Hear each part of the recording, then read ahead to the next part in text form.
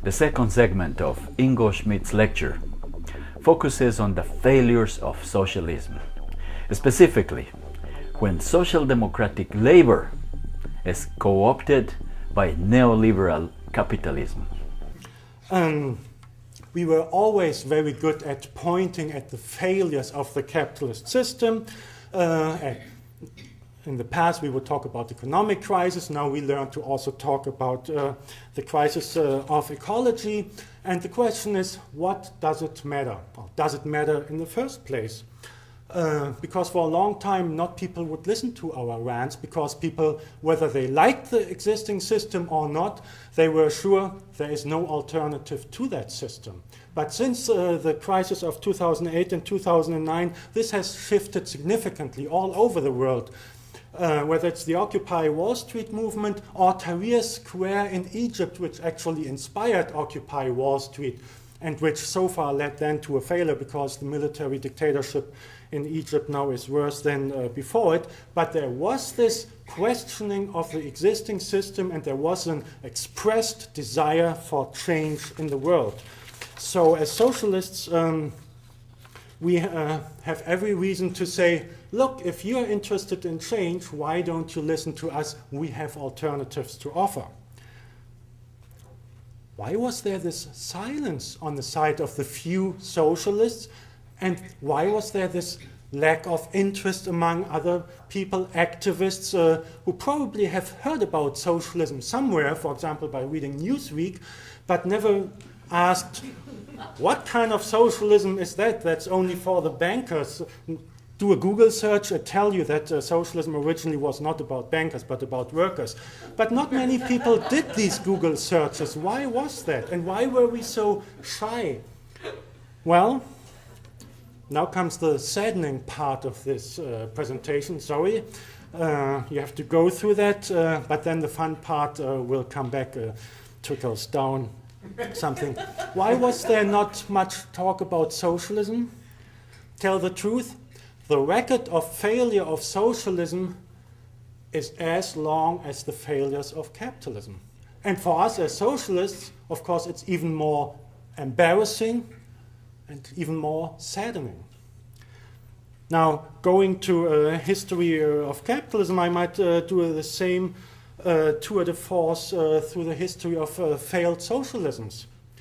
I said, first there was just this idea, Marx and Engels writing funny pamphlets, and some people thinking that's a good idea, and how in the early 20th century that became very real, and the very real was the Russian Revolution of 1917. That was the defining moment of the 20th century without any doubt.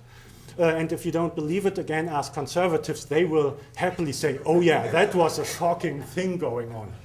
So there was lots of hope, much more than any Occupy activist has ever seen. At least that's the sense I get from what I read about it.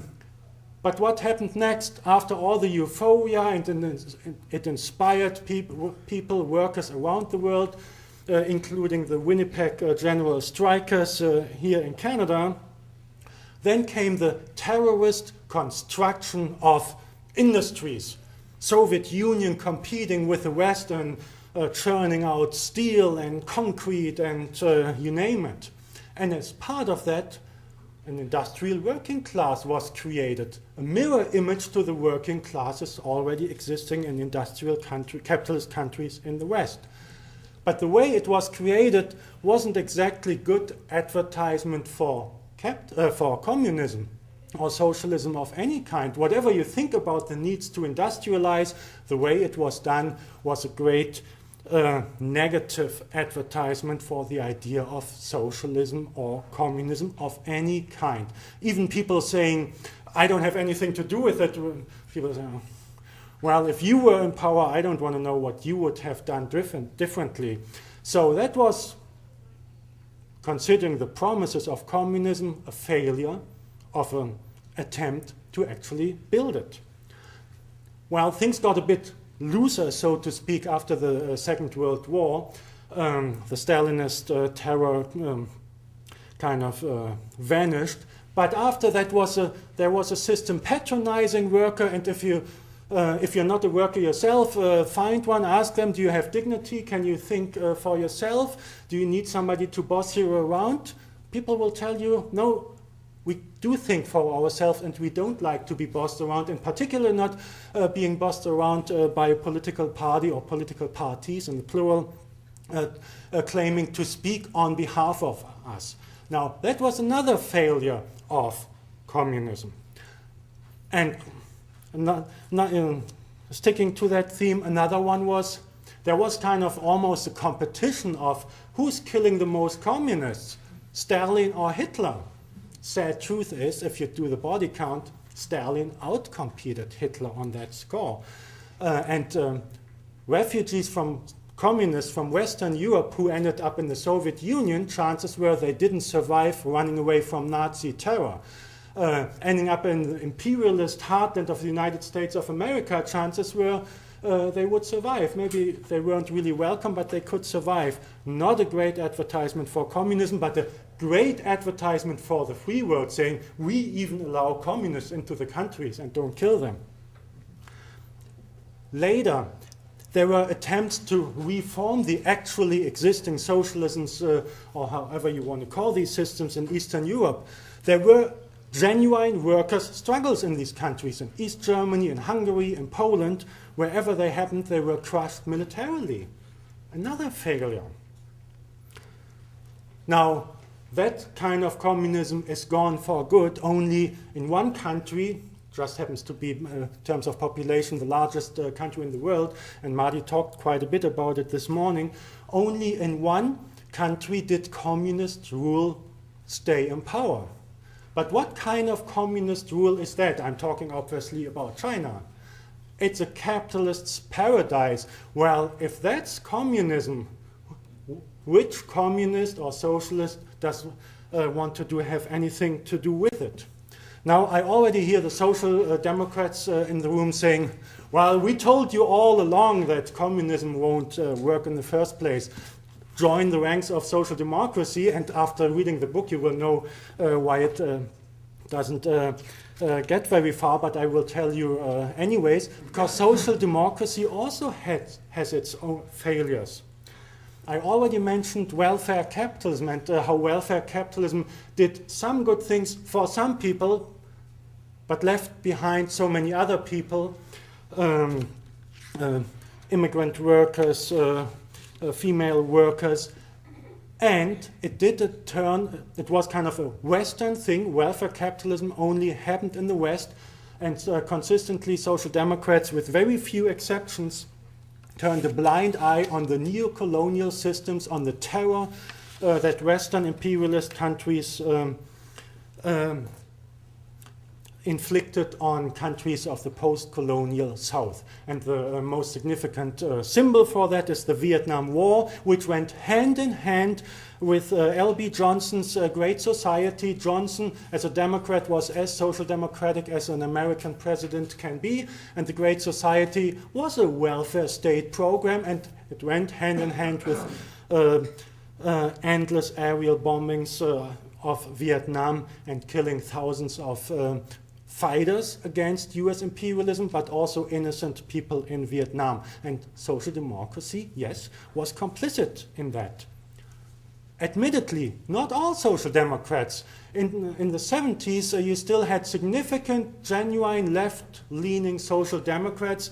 They didn't talk revolution. They thought step by step, yes, it's true, the bargain so far, the welfare bargain, is just for male workers, or largely, but we can bring the women on board, the people of color on board.